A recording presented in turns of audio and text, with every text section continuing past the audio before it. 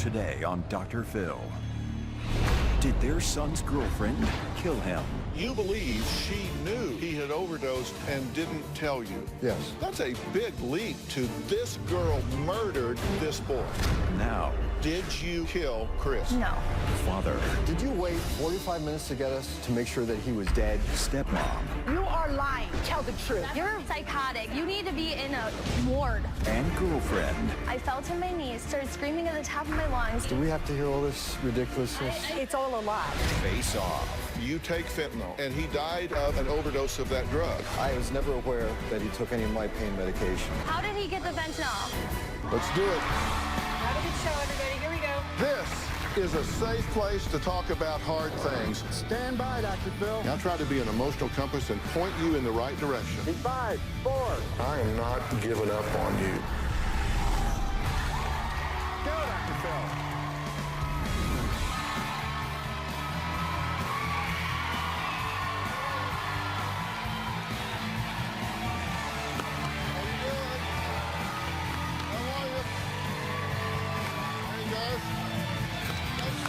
Thank you very much. You know, today we're talking about 20-year-old Chris. He was a really fun-loving guy. He was in great shape, planning on joining the Marines.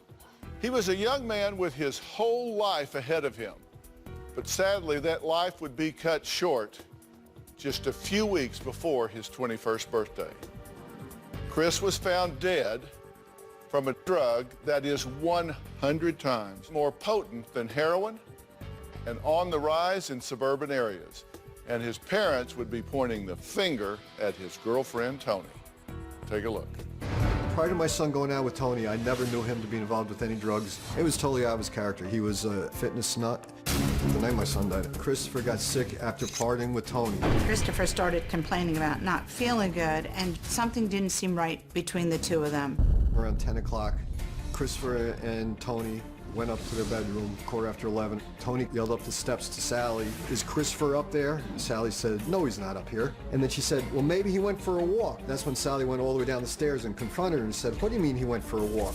So I was like, okay, so like, where is he? She's like, well, I don't know. What if something really bad happened to him? I had a chill through my body because of the way she had said that.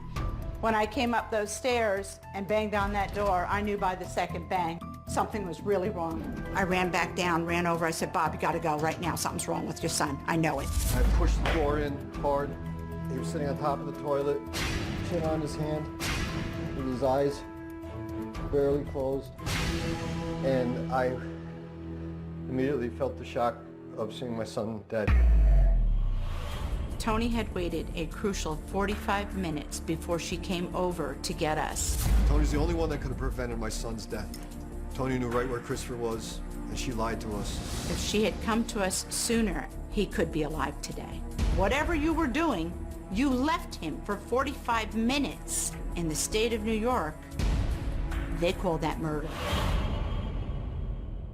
Well, Bob and Sally say they are convinced that Chris's girlfriend caused their son's death after she disappeared and did not even attend his funeral. Tony is continually making statements, trying to divert the blame for my son's death. While we were at the hospital, Tony did go into the bathroom and she was flushing the toilet continually, and I figured that she was probably getting rid of any kind of paraphernalia she might have had on her. But as the days went on and I started seeing the Facebook and the text messaging mentioned Adderall and marijuana and tinnies. This is the case in which I found on the outside pocket of Christopher's suitcase.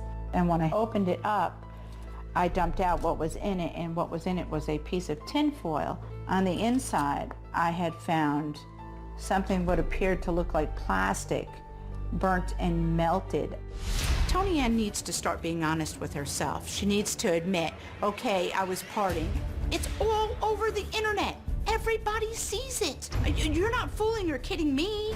I believe Tony is psychotic because there was pictures of her on Facebook at a college party and where she was drinking with a bunch of guys and she was making cheers to Christopher, how we miss you, bro. I would like to see justice because she is continually bringing this up and actually making a mockery out of my son's death. First off, obviously, I have to say I am so sorry for your loss. as a father of two boys, I just cannot even imagine. So I'm very sorry for your loss. Your position is that his girlfriend, Toni, is responsible for his death in two ways. One, she didn't alert you, and B, got him started on drugs, right? That's exactly my position. So you believe that she knew he had overdosed and didn't tell you? Yes. Why do y'all believe that? Did you talk to her first? I did, because after coming home, I went upstairs. Christopher was complaining about not really feeling so good, so we weren't really sure what was going on. He seemed a little distant from his dad since he had gotten there, and for me, I found it to be kind of odd. What does that have to do with her causing his death? I hear you talking about all that, you know, he was acting a little different, he was talking to this one and not that one. That's a big leap to this girl murdered this boy. The social awkwardness, which was never present in my son's life and myself, began to happen on this particular visit. And Toni was very much aware of it, and she was more or less keeping my son from having any direct personal contact with myself. And this particular night, when we'd returned from a restaurant, Toni and Christopher went to their side of the house, just disappeared, no formal good night, nothing of that sort. And then within an hour or so is when Toni represented herself to Sally by asking us where Christopher was. This was late at night. I was starting to fall asleep. Sally was sitting up. She was very perplexed about the way the whole evening went because while we were together in the car, they weren't talking at all, but they were texting each other in the backseat of the car. And Toni did not obviously want me to hear what she was talking about. And my son was very upset.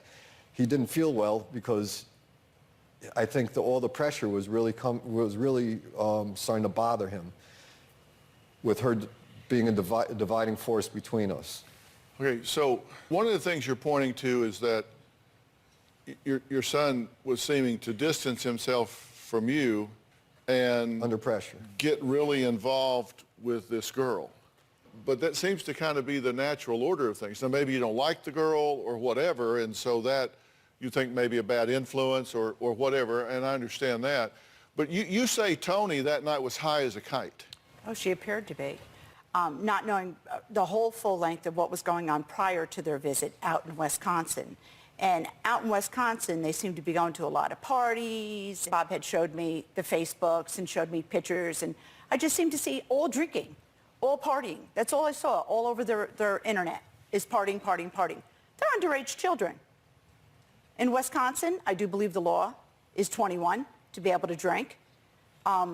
What else they did at these parties, the depth of it, I don't know. Well, let's fast forward to the night, because you're talking about things that I understand that you may think there's a causal link there because of the pattern of behavior that was developing. Absolutely. Right. So I mean, it's not that I don't get it, but Right. As a parent, you see the development from childhood it's a to pretty adult. big leap. But let's look at the timeline of what happened, so we just know kind of what the sequence of events was. Okay. Very good. Now, we're talking about March 16th. Chris buys foil to make a tinny to smoke marijuana. Okay, now we know that. March 18th, it's reported that he smoked marijuana to help him sleep. I have no idea. I wasn't aware of that. But Okay, well, I'm giving you some information. Okay. Then on the 19th at 5:30, it said that he smoked marijuana to relax. And we'll be able to discuss this Sure. in a little bit. 8 p.m., he complains he's tired and has a headache. At 10:43, Chris texts Toni, "I'm really car sick." At 10:50 p.m., Chris goes to downstairs bathroom to throw up. At 11 p.m., Toni hears Chris go to the upstairs bathroom. And at 11:35, she asks Sally and Bob about Chris's whereabouts. Is that true? the last part is absolutely true. Okay, 11:48, Chris is found unresponsive in the bathroom. Sally calls 911 and Bob starts CPR. Correct. All correct there? Okay. Then March 20th now, At 12:30 a.m., the first EMS responders arrive. 1 o'clock, paramedics arrive and try to resuscitate Chris for an hour. 2 o'clock, he's taken to the hospital. At 2:40, you're informed that he has passed. I actually went to the coroner's office in Connecticut and obtained the coroner's report. And he was pronounced at 1 o'clock at the hospital, 1:01. I believe he arrived at the hospital at 1 o'clock, and they pronounced him 1 minute after he was there, because my son never left that house alive. When somebody in the fruit of their life dies unnaturally, it is actually considered a homicide till proven otherwise in most circumstances. I mean, it was a mistake to remove him from that house because he never showed a sign of life. Well, let me ask you a few questions, because Tony, who we'll talk to, says that you refused to let the EMS do CPR on him. It's ridiculous. I was doing rescue breathing, while my friend Tommy was doing chest compressions. And you're a firefighter, correct? I'm retired. But you've trained as a firefighter. Yes. So you're trained in all of this. Trained in all so of this it. wasn't just you making this up as you go along. You know what you were doing. It was very methodical. Bottom line, you two think, but for him meeting and being in a relationship with Tony, he would be alive today. Absolutely. Okay. And you understand that she believes you killed your son. That's what I heard.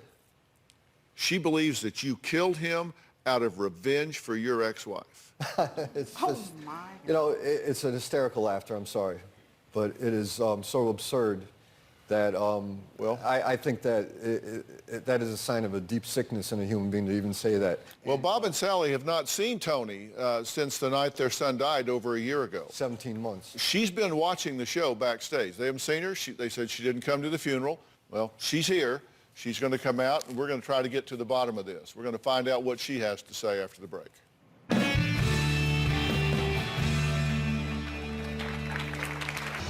I believe that Bob or Sally poisoned Chris. Bob is a deceitful, psychotic ass. I believe that Bob is capable of murder. And later, I am a mother of 5 children, and I'm sitting here, and I can look at you face to face. You are lying. You are lying. Tell the story. Tell the truth. My son died because he was left alone after he partied with his girlfriend who abandoned him. Tony was not crying. I saw no emotion. Tony never came to the wake. She is not innocent. She's guilty of negligence. My husband has to live without his son for this reason. well, Bob and Sally are convinced their son's girlfriend, Tony, killed their boy. But Tony is pointing the finger right back at Bob and Sally. She says they are 100% guilty of harming their son. I believe that Bob and Sally are responsible for the death of my boyfriend, Chris. Chris died because Bob or Sally poisoned Chris. I think that Chris was killed in conspiracy so that Sally could get all of Bob's money. Bob would never have to speak or have anything to do with his ex, who was Chris's mother. Bob was trying to blame me so that no one would point the fingers at him. After Chris died, Bob just lied about everything. He told people I was stealing money and drugs. He even told people that I had gotten Chris into drugs, which is completely false. When I spoke to the detective after Chris died, they told me that he had died of acute fentanyl poisoning. Bob did not want an autopsy done on Chris because he knew that they would find Bob's fentanyl in Chris's system. If Bob gave his fentanyl to Chris and that's why he died, Bob should be responsible for murder. Bob is a deceitful, psychotic ass. I believe that Bob is capable of murder. It's been over a year since Bob and Sally have seen Tony. Well, she is here today, so I'm going to ask her to join us for this conversation. Tony, come on out. Hi, Tony. Dr. Phil, how are you? Good, how are you? Have a seat. All right, Tony, you've been listening to the show so far, so you know the positions that have been taken here. Are you responsible for this young man's death? Absolutely not. Did you kill Chris? No. Did you know that Chris has overdosed in the bathroom, was on the floor, and failed to tell anyone for 45 minutes because you thought you would get in trouble? Absolutely not. I didn't even know fentanyl or any drug was involved until 2 months after he died. I had believed he died of a brain aneurysm. I said they took some leaps in saying you guys were spending too much time together and you were a wedge between them. That's a big jump from that to saying that you murdered this boy. But then, I read here that you say that he killed his son because he hated his ex-wife and wanted revenge. Why do you say that? Because after Chris died, I learned a lot about the truth. Before Chris died, he had believed so many lies about his mother that came from Bob that were completely false to make Chris completely hate her. And that alone, why would you manipulate your son to hate the most important person in his life? That doesn't make sense to me. I understand, but I'll say to you what I said to them. That is a quantum leap to therefore he poisoned his son to get back at the woman. Yeah. That's a... I'm sorry. It's so... Go ahead. It's so unbelievable that I can't believe that you could sit here lie straight out to myself and to the world. Okay. I mean, their bedroom was no more than a foot away from the bathroom. She admittedly came down the stairs, asked where Christopher was. He was in the bathroom right next to her, right next to the room that she was in. She eventually came, after telling 3 stories about, where's Christopher? He's in the downstairs bathroom throwing up. She was standing right next to the downstairs bathroom telling Sally that he was in the downstairs bathroom throwing up. The downstairs bathroom door was wide open. He was not in there. Then I heard Tony say, is he outside working on the car with his father? And so I said, it's snowing out. What are you talking about? Where is he? She said, I don't know, maybe he went for a walk. As she said that, I started getting up. Sally said, where is Christopher? And I heard Tony say, what if something really bad happened to him? I don't know. Then she told Sally, he's in the bathroom upstairs and I was banging on the door and he won't open it. What should I do? And Sally ran across to the house and started going up the stairs and she called to me. She said, Bob, come up here. And she screamed at me to come up here in panic. So I pushed the door as hard as I could. It flew open and there was my son. Okay. Respond to what he's saying. Yeah, first of all, from the time I walked out of the bathroom when I had that really sick feeling something's wrong, I saw the light was down there. From the matter of the time that I saw that to the time I went down and up into their room to the time that Bob knocked that door down was probably maybe about 2 minutes. I ran down the stairs, ran up into the room. I said, is Chris in here? They said no. Bob was awake.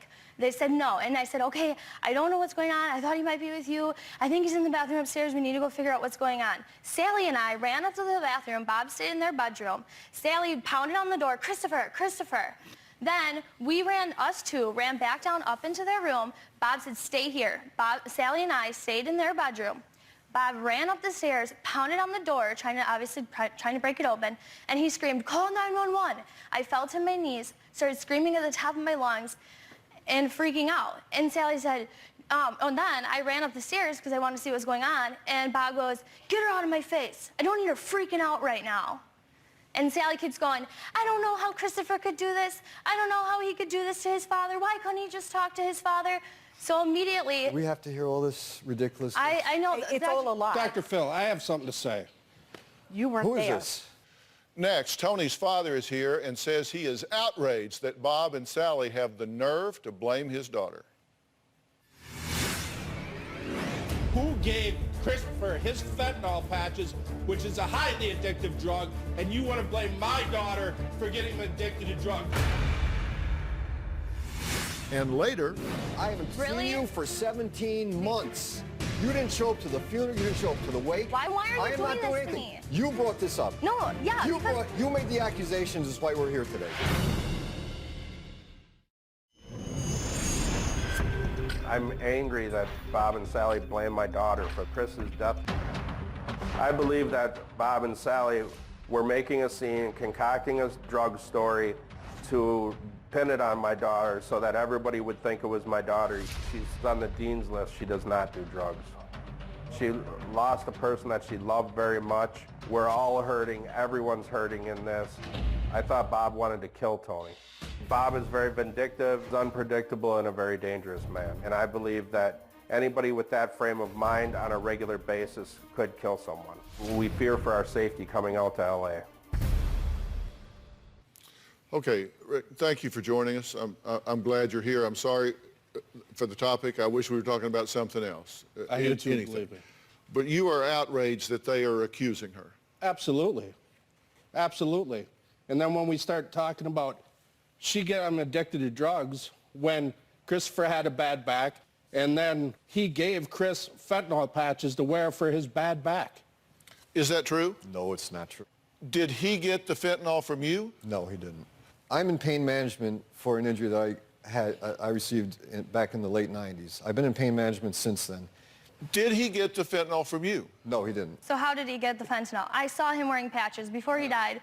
There are tragically so many cases where kids get their parents' medication, whatever it is, and take it unbeknownst to their parents. I don't know whether you knew or didn't know. I'm just saying, did he get this from you? No, he did not get the medication from me. When you're in pain management, you get 30 days worth of prescriptions. Then you have to order it again. And you don't get any extra. There's no wiggle room for selling or giving or sharing this medication. Now, when I change my patch, I put it in the tin foil that it comes in, and I put it in the garbage, and I collect it in the box. It's a way of my keeping track of my medication.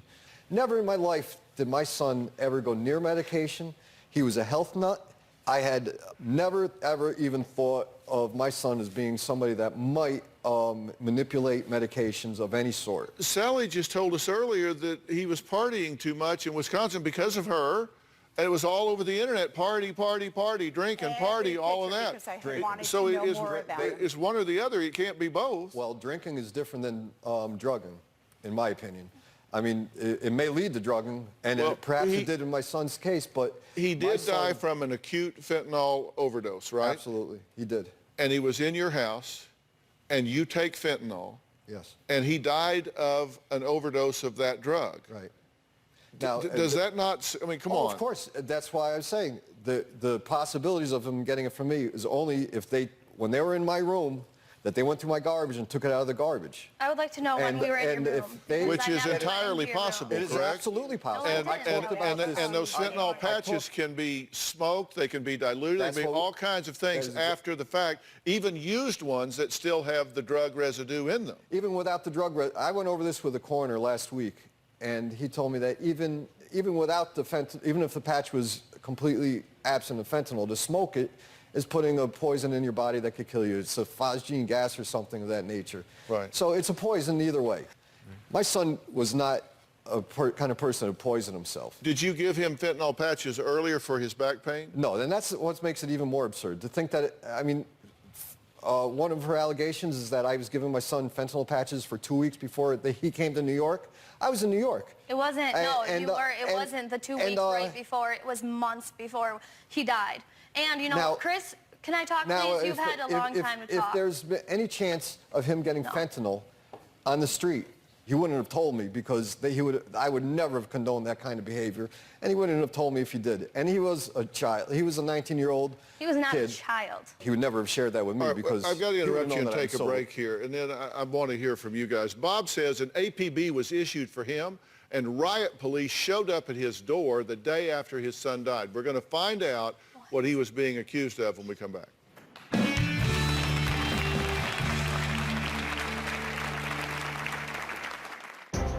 I was so scared of Bob because Bob is probably the most manipulative person I've ever met in my life. If I had to use one word to describe him, I would say Bob is evil. And later... You need to keep quiet, because I'm going to tell you something, young lady. Pardon me? You are lying. First of all, you don't tell me to be quiet. I'll tell you that right now. I don't care. I don't even know You who be you quiet. are. Whatever.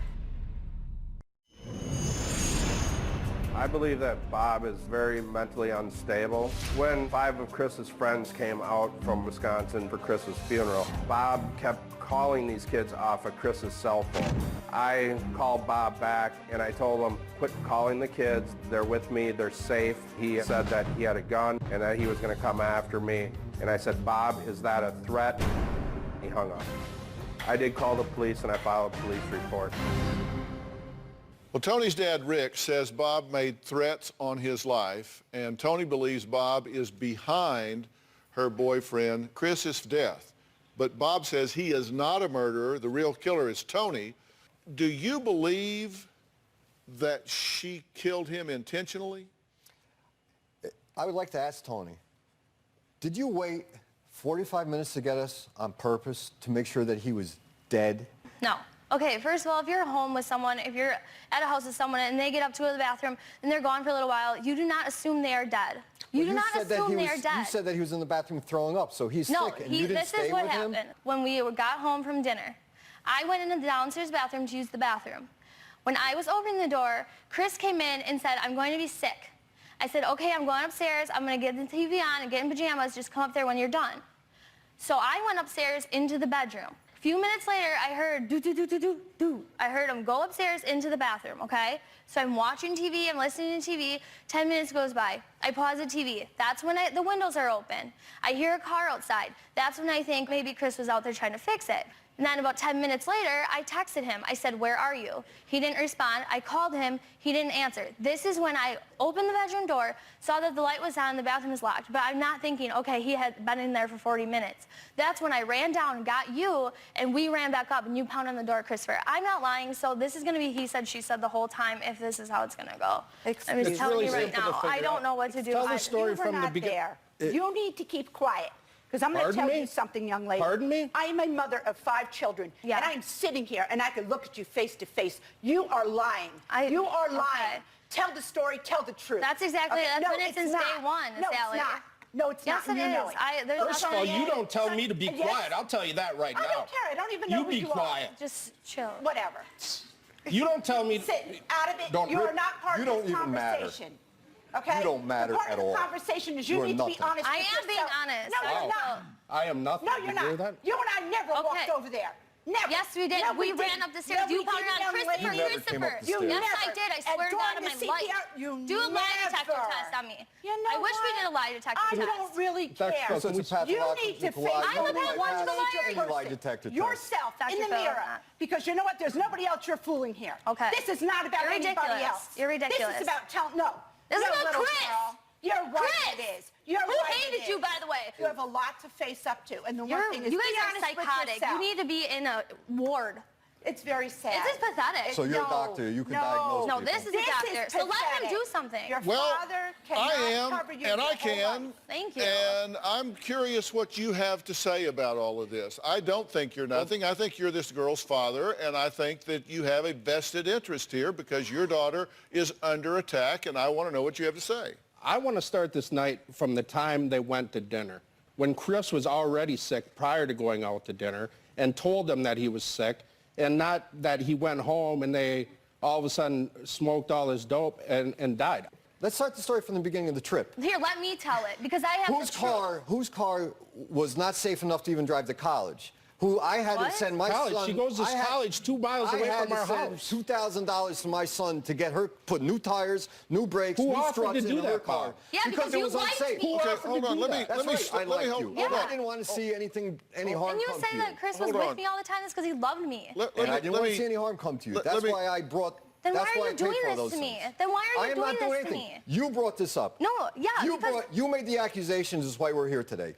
I've never contacted you. I haven't Really? seen you for 17 months. You didn't show up to the funeral. You didn't show up to the wake. Tell me what your goal is in being here with her. What is it you want to achieve here? I am here basically in defense. She's put me in a defensive position where she's accusing me of being a psychotic, a murderer, and things of that nature, when the fact is, I lost my son. My son is gone forever. Her life is the same. Her father's life Really? is the same. My life is the same? You have no They idea. didn't lose anybody. Really? I lost my son. All right, we're going to take a break, and we're going to meet one of Chris's childhood friends who says Chris had a secret that ultimately cost him his life. We'll be right back.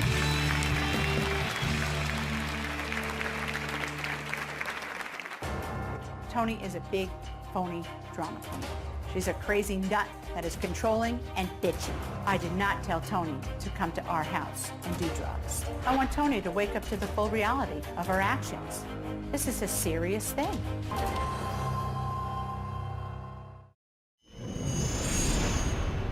I think Rick is a pathological liar. I absolutely believe that Rick knows exactly what happened, but it was apparent that they were making a smokescreen to block any kind of contact with them, and they were trying to make me look like a horrible person. Rick called New York State Police and made up a story that I was a dangerous sniper from the Marine Corps, and that he felt that I was coming to shoot them. This was a false police report. This is a crime. This is a felony.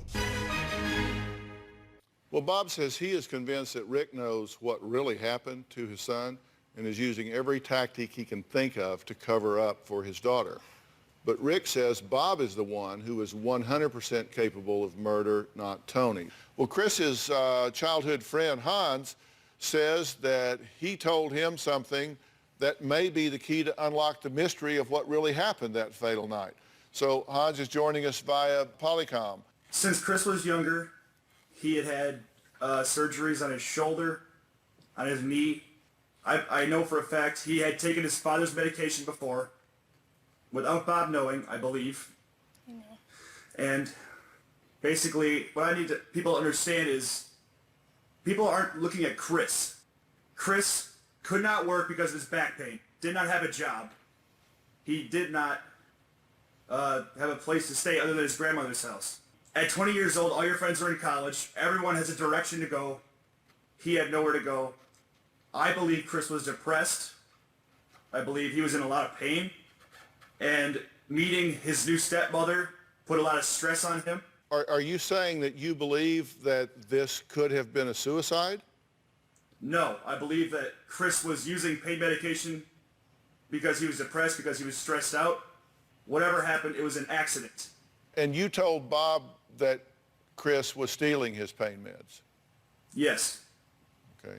And how did Bob react? I also told him at the same conversation that he had been smoking marijuana, and he assumed that had led to tons of other drugs or things that Chris might have gotten into. Was he doing any kind of drugs, either marijuana or pain meds, before he met Tony? He was smoking marijuana, and Chris was always a party animal. What do y'all say about that? Because that kind of runs right in the face of your assessments of Tony's influence here. What we're hearing is a friend here that doesn't have a horse in the race, that's known him since 7th grade, that says he was a party animal, he was smoking dope in high school, he was stealing your pain meds. I believe Hans wholeheartedly. I believe everything that comes out of Hans's mouth. I don't think he would mislead anybody on anything. Hans told me about this. This was probably 9 months after my son passed away. I was never aware that he took any of my pain medication.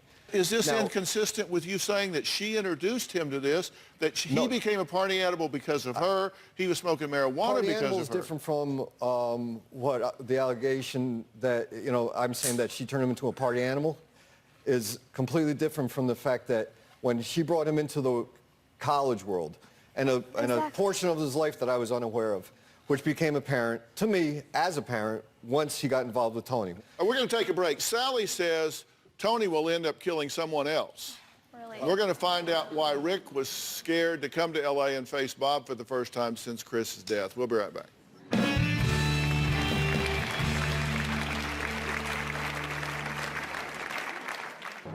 Sally's a fake, controlling person. I could literally rip her hair out. I hate her.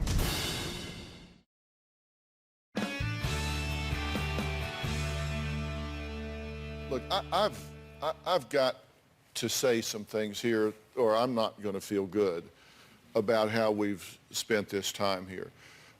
You've heard me say a lot of things. One thing you have not heard me say is I know how you feel.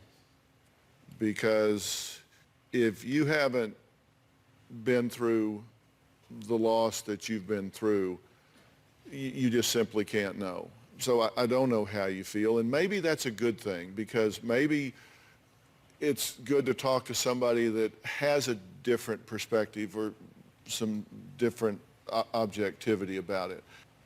I think you guys, in your pain, are demonizing Tony here. And, I wasn't there, and I don't know what happened. What I do know is that we have a young man here that looks to me and sounds to me to have been a very fine young man and had challenges that he was facing physically, and like a lot of kids that age, probably made some decisions and choices that were not the best. I know that he died of acute fentanyl overdose, and his dad was on fentanyl. And he was in his dad's house, and there was fentanyl in the house. You know as well as I do that to juxtapose him to those drugs, whether he got them out of the garbage outside or who knows where he got them. But he got it off the street because he didn't get it out of my prescription because my prescriptions were untouched. And I think you would know Absolutely. if he had. And this looks to me to be very, very likely an accidental overdose by a kid that got ambushed with a drug that he didn't understand the potency of. And I mean, it's killing people all over the country the same way. And I think this was a tragic accident. And I hate that that is what happened, but I do think that's what happened. I certainly don't think I have seen anything. And listen, I've evaluated serial killers. I've evaluated passion killers in marriages and relationships and families in every possible way. And I can tell you, I don't see this murderous complex of characteristics in this young woman that would be necessary to hatch this kind of a plan. So I think you are brokenhearted, and I think you are angry, and I think you are experiencing a rage that comes with grief. And I think this is a target because she was not perceived by you to support your son's relationship with you. And I think that colors the filter through which you look. And I have a critical question to ask everybody here that I think will bring some real light to this situation. I'm going to do it right after the break.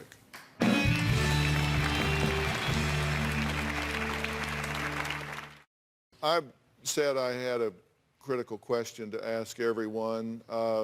Before I do, Hans, I'm describing what I think happened here. What do you think about what I'm saying, and what would you have to add to that? I agree.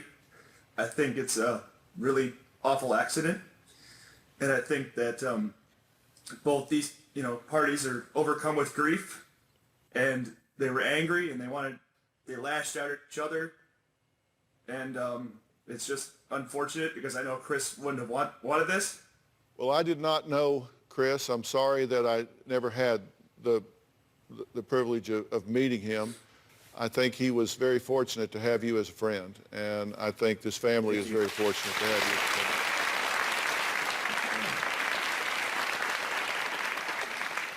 you as a friend. Hans really got to the heart of the matter in the last comment that he made, because the question that I have, that we all have to ask is, what would Chris want right now? I know it's easier for you to see, that he lost his son, but Chris is my best friend. I know he would not have wanted this to happen after he died. What would Chris want, Bob? I think that he would want all these false accusations to stop. Nothing will bring my son back.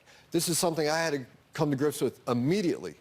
I thought about this a lot last night, that if I were in your shoes and I was taking a drug and had a drug in the house that ultimately killed my son, I would feel like maybe I'd spend a lot of the rest of my life second-guessing myself and wondering if unintentionally or some way I had contributed to his loss.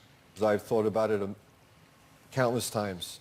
I really, really hope that you give yourself some peace about that and celebrate all the days of his life, not the moment that he died.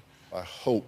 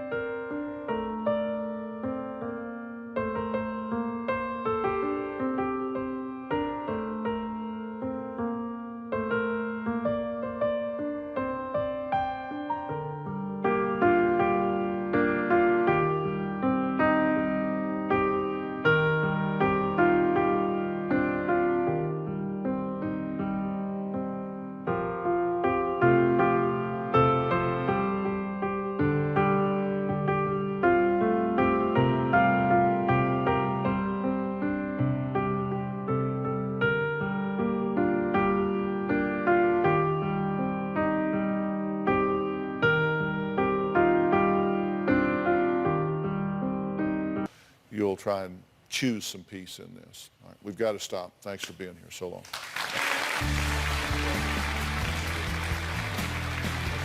Give us some peace in that.